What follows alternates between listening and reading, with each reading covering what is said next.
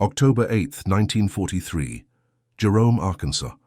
The autumn air carried a distinct chill as Lieutenant Hiroshi Tanaka stood among 500 fellow prisoners in the sprawling internment facility nestled between cotton fields and dense woodland. Just 3 weeks earlier, he had been certain that his military training would see him through the conflict with honor. Now, watching the American flag rise above the barracks, he realized how profoundly wrong that assumption would prove to be. Before we dive into this story, drop a quick hi in the comments and tell me where you're watching from. It really helps support the channel. This is the remarkable account of how one man's desperate bid for freedom transformed into an unexpected journey of redemption, and how the most profound lessons of humanity can be found in the unlikeliest of circumstances. The Jerome War Relocation Center sprawled across 1,000 acres of southeastern Arkansas farmland, housing over 8,000 Japanese Americans forcibly removed from their homes after Pearl Harbor. But Section D housed something different: 320 Japanese prisoners of war. Among them was Lieutenant Hiroshi Tanaka, formerly of the Imperial Japanese Navy. At 32 years old, Tanaka was older than most of the other prisoners. Captain Miller, the American officer in charge of his section, had noted this in his processing report. Subject displays unusual restraint and maturity compared to younger POWs, potential translator or cooperative element. What the report failed to mention was the fire that still burned in Tanaka's eyes when he thought no one was watching. "Mail call," announced Sergeant Donovan, a heavy-set man with a perpetual scowl. "Nothing for you again, Tanaka." Hiroshi nodded silently. He had received no communication from home since his capture near Guadalcanal 10 months ago. His unit had been decimated during a naval engagement, and he had been plucked from the waters by an American destroyer. In Japan, he knew, his family likely believed him dead. According to their code, that was preferable to capture. "Your English lessons are at 1400 hours, Donovan added. "Captain says you're making good progress." Again, Tanaka nodded. He had been studying English since childhood, and spoke it with only a slight accent. This skill had quickly distinguished him from other prisoners and earned him certain privileges, including serving as an interpreter between guards and prisoners who spoke no English. Thomas Jefferson Richardson, a 19-year-old guard from Little Rock, leaned against the barracks wall, watching the exchange. "Hey, Tanaka, how come you speak English so good anyway?" "My father was a diplomat," Hiroshi replied evenly. "He believed languages were the foundation of understanding between nations." Richardson snorted. "Fat lot of good that did."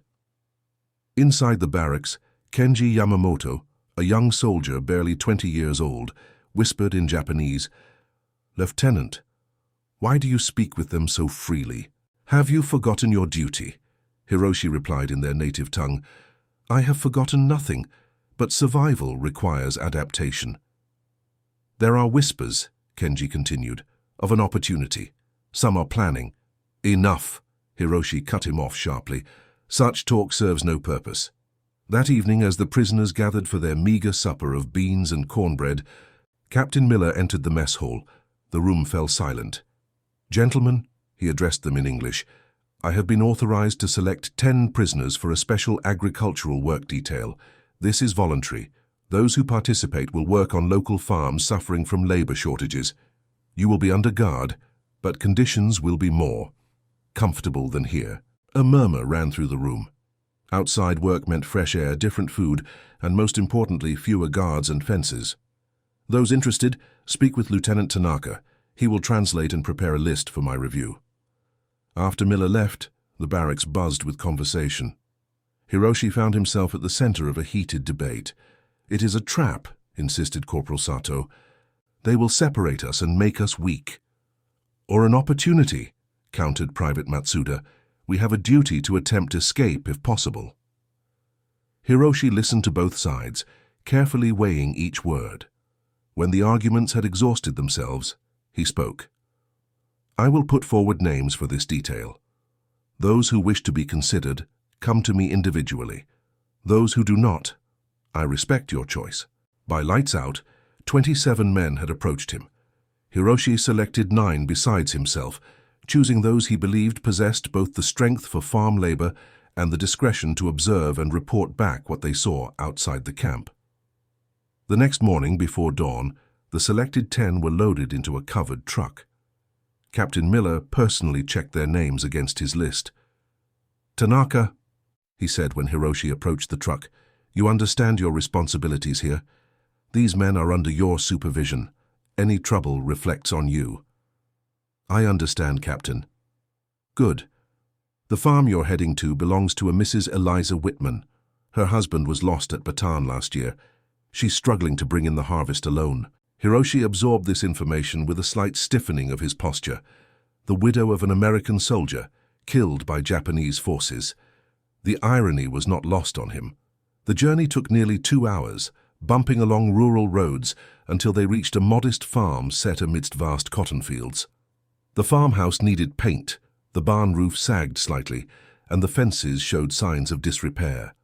But the land itself was rich and productive. As the prisoners disembarked, a woman emerged from the house. Eliza Whitman stood on the porch, her hand shading her eyes against the morning sun. She was perhaps 30, with chestnut hair pulled back in a simple style. Her dress was practical cotton, patched in places but clean. 3 young children clustered behind her skirts, eyeing the newcomers with undisguised curiosity. Sergeant Donovan, who had accompanied them as head guard, approached her. "Mrs. Whitman, these are the workers Captain Miller arranged. Lieutenant Tanaka here speaks English and will supervise them." Eliza Whitman studied them all with a measured gaze before responding. "Thank you, Sergeant. I have water and work gloves ready. We'll start with the Northfield today." The children continued to stare. The oldest, a boy of perhaps 7, stepped forward defiantly. "My daddy fought the Japanese." "Robert," Eliza admonished gently, "go help your sister feed the chickens." The work was hard but straightforward. Cotton picking was back-breaking labor, but the prisoners tackled it methodically. 2 guards watched from the edges of the field, rifles casually held but ever present. At midday, Eliza brought out sandwiches and lemonade for everyone, including the prisoners. This simple act of equality surprised Hiroshi. He had expected to be treated as less than human. "Your men work hard, Lieutenant," she observed, handing him a tin cup of lemonade. "They understand duty, Mrs. Whitman." "Duty," she repeated, tasting the word. "My husband understood duty too. Sometimes I think he understood little else." Hiroshi met her eyes briefly before looking away. "I am sorry for your loss." "Are you?" There was no accusation in her voice, merely curiosity. "War takes from all sides," he replied carefully. For 5 days they continued this routine. The prisoners worked from dawn until dusk, gradually bringing in Eliza's harvest. The guards grew increasingly lax, sometimes wandering off to smoke or doze in the shade. Hiroshi noted this but said nothing to his men. On the 5th evening, as they prepared to return to camp, Kenji approached Hiroshi. "Lieutenant," he whispered in Japanese, "tonight 4 of us go. The fence behind the barn has a section we can slip through. The youngest guard falls asleep after midnight." Hiroshi frowned. "You will be hunted." "We have a plan. Private Matsuda has been saving food. We will head west toward Oklahoma and then south. There are fishing boats we might find on the coast. It is thousands of miles to the west coast. Better to die trying than live without honor." Hiroshi considered the young man before him, barely out of his teens, filled with the same fervent belief in imperial destiny that Hiroshi himself had once possessed, before the reality of war had shown him its true face. "When do you go?" 2 hours after midnight. Will you come, Lieutenant?" Hiroshi looked across the farmyard where Eliza was instructing her children on how to collect eggs without frightening the hens. The oldest boy, Robert, caught his gaze and scowled. "No," Hiroshi said finally. "My path lies elsewhere." That night, Hiroshi lay awake in the barn where the prisoners were housed. He listened to the breathing of the men around him, counted the minutes until the escape would begin. Just after 2 in the morning, he heard the subtle movements of men rising, the almost imperceptible sound of footsteps on straw. He rose and followed them to the barn door. Kenji turned in surprise. "I thought you were not coming." "I am not," Hiroshi replied, "but I have information that may help you. There is a river 10 miles west. Follow it south. There are fewer farms and roads that way." Kenji's eyes widened with gratitude. "Thank you, Lieutenant." "Do not thank me," Hiroshi said gravely. What you attempt has little chance of success. Then why help us at all? Hiroshi considered the question. Because choice is what separates men from machines of war. Even foolish choices must be respected. The four men slipped away into the darkness. Hiroshi returned to his sleeping place but found no rest. Just before dawn, he rose and went to the farmhouse. Knocking softly on the back door, he waited until Eliza appeared, wearing a robe over her nightclothes. "Lieutenant, what is it?" "4 men have escaped," he said simply. "They left hours ago, heading west." Eliza's face showed shock, then understanding. "And you're telling me this now?" "Yes." "Why not stop them, or go with them?" "Their path is not mine." Eliza studied him for a long moment. "I need to alert the guards." "Of course." She turned to go, but paused. "Why tell me at all? Why not keep their secret?" "More men would die. Your guards, the escapees, perhaps innocent people they encounter. Enough have died already." The next few hours were chaos. The guards, furious at being outwitted, radioed for reinforcements. Sergeant Donovan accused Hiroshi of complicity. "You knew about this, Tanaka. I'll have you court-martialed." Captain Miller arrived with additional soldiers and tracking dogs. He pulled Hiroshi aside. "Mrs. Whitman says you informed her of the escape. Is that true?" "Yes, Captain." "Why?" "I could not prevent their decision. I could only prevent further harm." Miller assessed him thoughtfully. "You understand this puts me in a difficult position. The other prisoners will consider you a traitor." "I am aware." "I can't send you back to Jerome, not now." Hiroshi nodded, resigned to whatever punishment awaited. "There is an alternative," Miller continued. "Mrs. Whitman has requested you remain here alone to complete her harvest. The other prisoners will return to camp." "She requested this?" "Specifically you. Said you were the only one she trusted." And so, as the search parties fanned out across the countryside and the remaining prisoners were loaded back onto trucks, Hiroshi found himself standing alone in Eliza's farmyard. One guard, Private Jefferson, remained to watch him. "I don't know what game you're playing, Tanaka," Jefferson said, "but I've got my eye on you." That evening, after a day of silent work in the fields, Eliza invited Hiroshi to eat with her family. Her children watched him with undisguised suspicion. "Why is he eating with us, Mama?" asked 6-year-old Sarah. "Because Lieutenant Tanaka is our guest," Eliza replied firmly. "But he's Japanese," protested Robert. "Daddy fought the Japanese." "Your father fought in a war," Eliza corrected. "Lieutenant Tanaka is a person, just like you and me." "Is that why he didn't run away with the others?" asked Catherine, the middle child at 4 years old. Eliza looked at Hiroshi questioningly. "I did not run," he explained carefully to the child, "because running solves nothing. Sometimes we must face difficult things." After the children were in bed, Eliza and Hiroshi sat on the porch.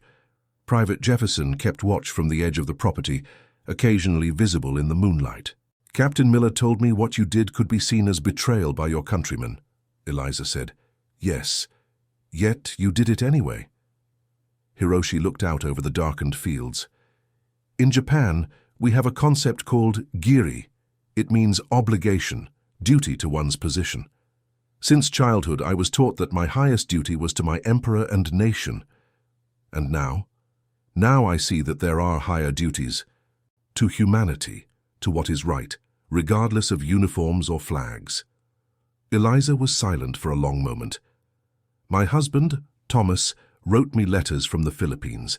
In his last one, he mentioned a Japanese officer who arranged a brief truce to allow both sides to collect their wounded. He said it reminded him that even in war, decency can survive." The next morning, Captain Miller returned. With him was a civilian official whom he introduced as Mr. Harold Jennings from the War Department. "Lieutenant Tanaka," Jennings began without preamble, "I understand you've been cooperating with American authorities." "I have been honest, yes. Your situation is unusual. You're a high-ranking officer with valuable knowledge, yet you've shown yourself to be pragmatic."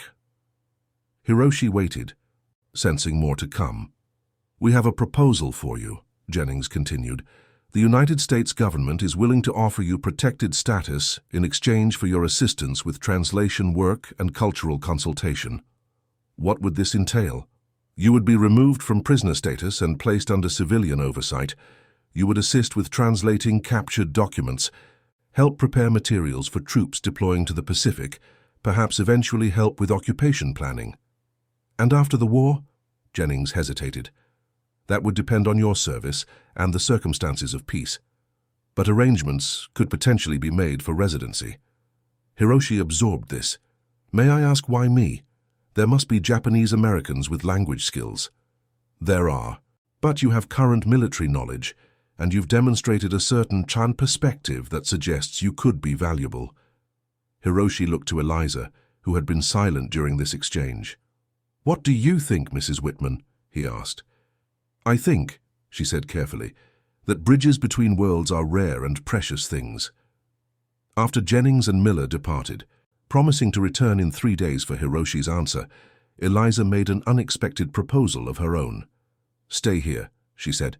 Complete the harvest. Consider your decision away from barbed wire and armed guards. Is that permitted?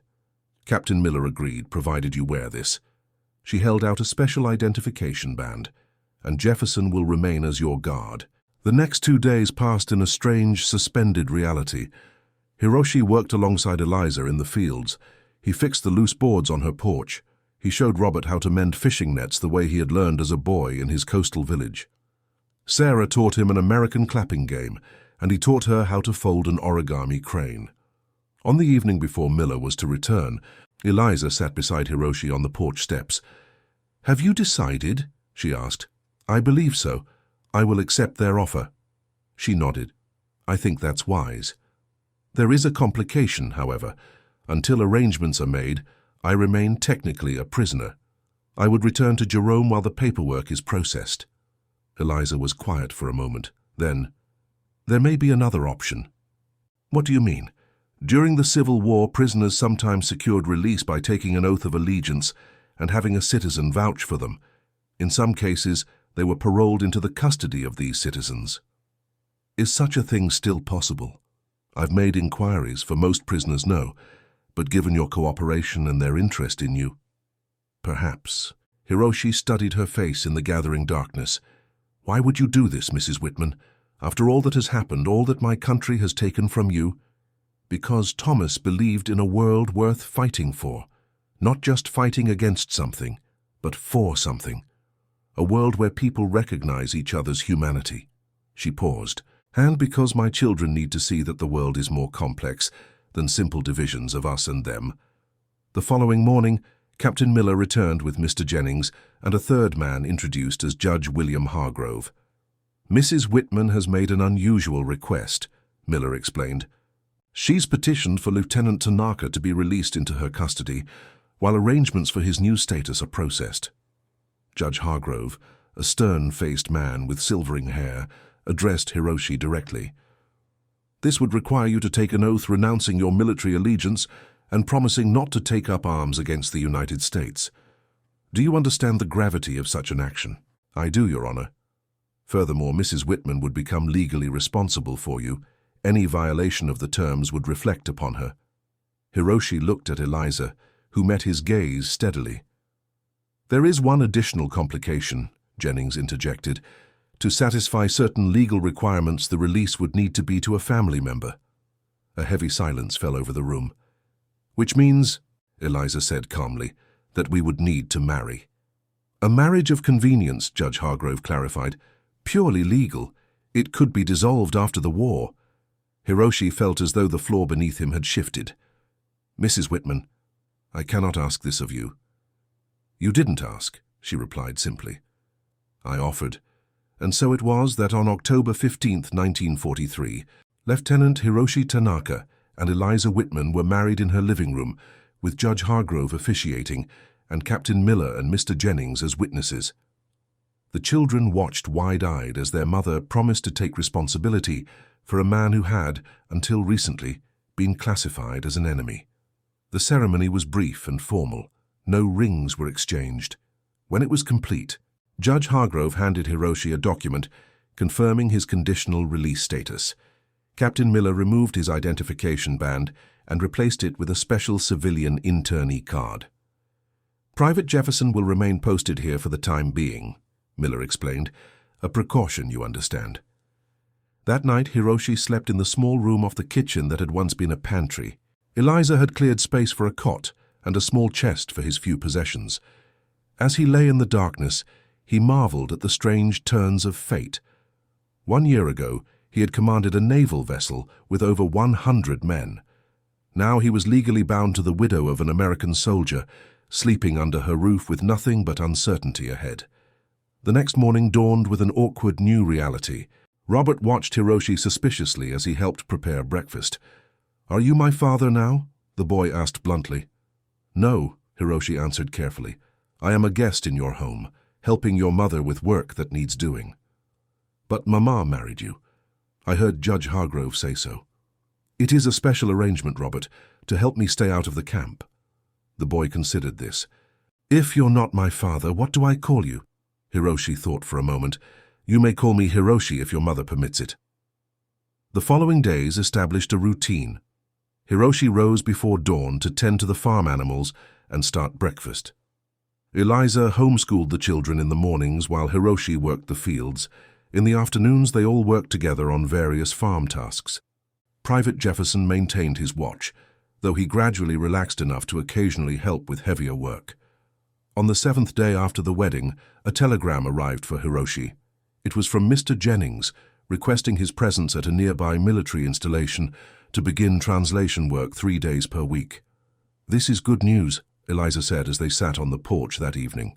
"It means they're taking your situation seriously." "Yes," Hiroshi agreed, "though I wonder what I will find there." "What do you mean?" "How will American military personnel react to working alongside someone they've been trained to see as the enemy?" Eliza considered this. "With suspicion at first, then curiosity. Eventually, if you're fortunate, acceptance. You seem very certain of this progression."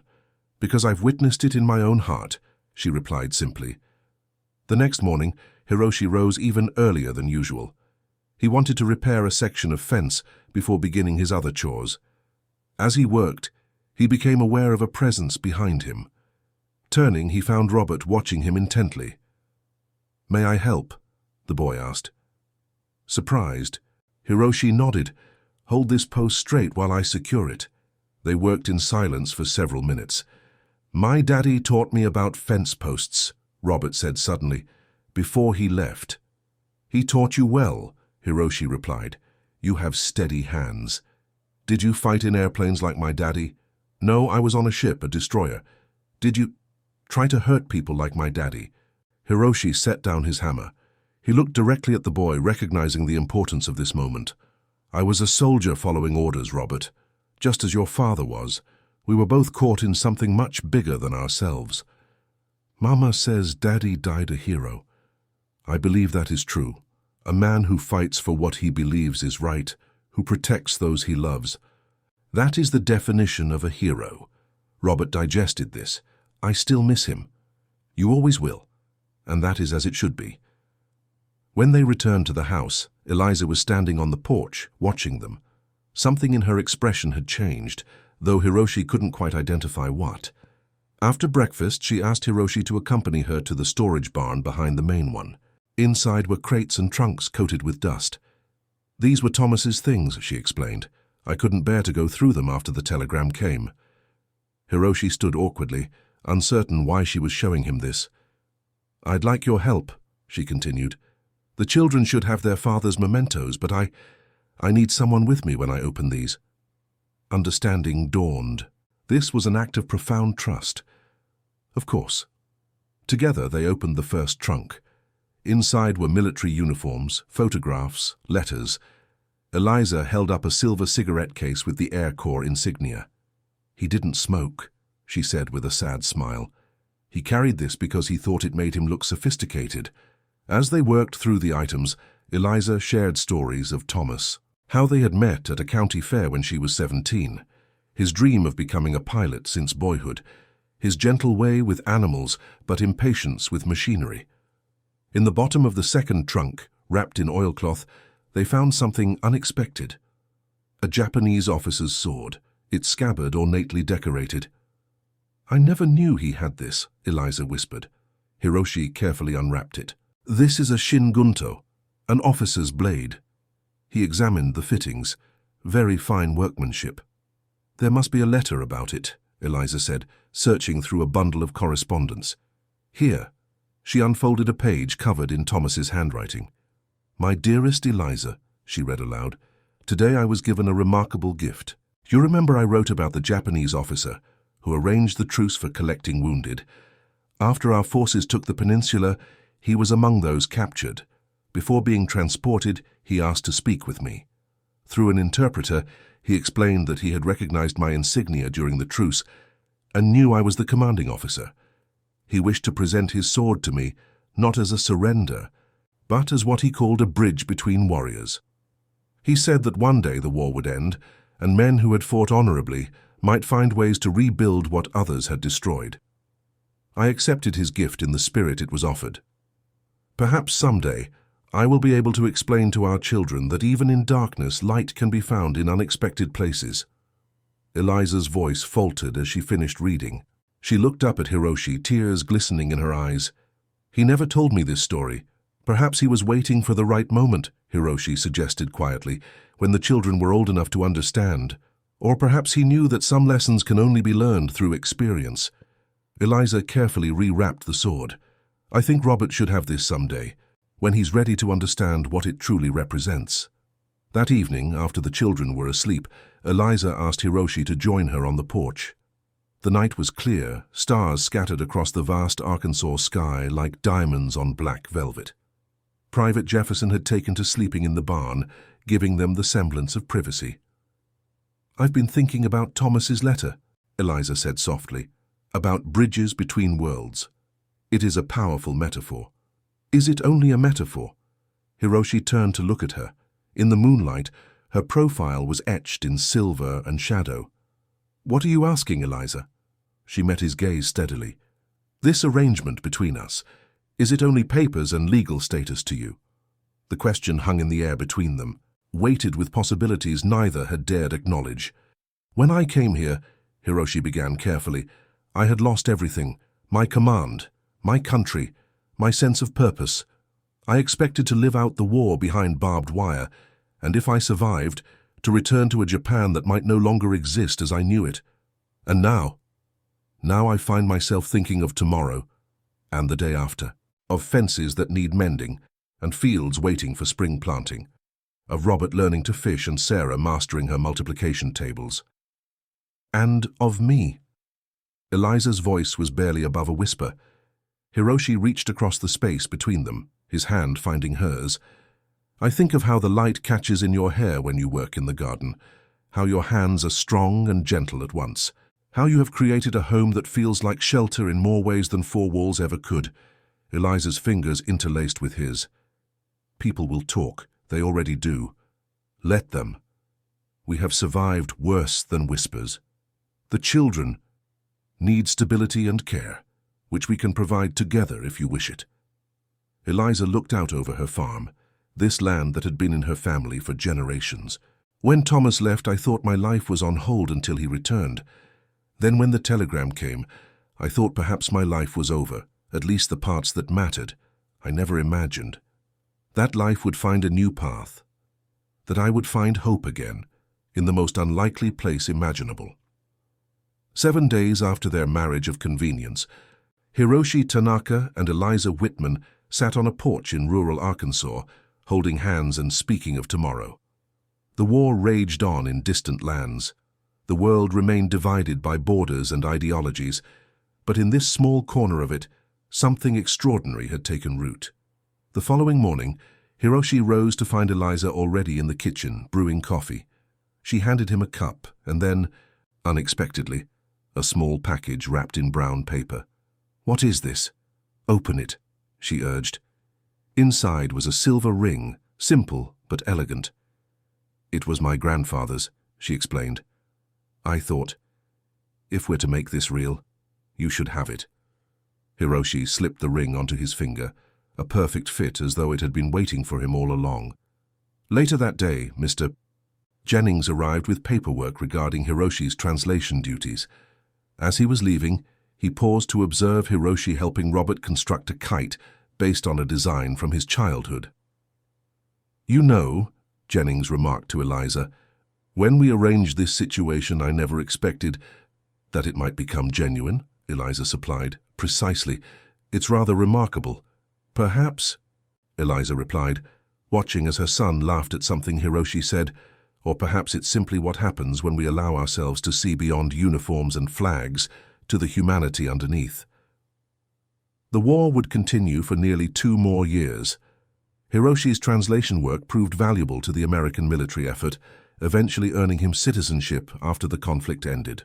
Eliza's farm prospered with his help, becoming one of the most productive in the county. In time, the community's suspicion gave way to grudging acceptance, then to genuine respect. The marriage that began as a legal convenience evolved into a deep and abiding partnership. Robert, Sarah, and Catherine grew up understanding both their American heritage and the Japanese traditions Hiroshi shared with them. And the sword that Thomas Whitman had brought home remained wrapped in oilcloth, not as a trophy of war, but as a testament to the bridges that can be built between supposed enemies when they recognize each other's humanity. In 1955, Hiroshi and Eliza traveled to Japan with their children, including twin boys born in 1946, whom they named Thomas and Kenji. They visited Hiroshi's surviving family and helped establish a student exchange program between schools in Arkansas and Hiroshi's home prefecture. When asked years later about the most surprising moment of his extraordinary life, Hiroshi would always point to that 7th morning after his wedding of convenience. The morning he looked around the breakfast table at 3 curious children and 1 brave woman and realized with profound shock that he had found something he never expected to have again: a family, a home, a future. The American government had offered him shelter from imprisonment. Eliza had offered him shelter from isolation. But what truly transformed him was the discovery that even in the midst of a world torn apart by conflict, human connections could flourish in the most unexpected places. The bridge between warriors that Thomas Whitman had written about became, in its own way, a bridge between cultures, between past and future, between what was lost and what could yet be found. And that concludes our story. If you made it this far, please share your thoughts in the comments. What part of this historical account surprised you most? Don't forget to subscribe for more untold stories from World War II, and check out the video on screen for another incredible tale from history. Until next time.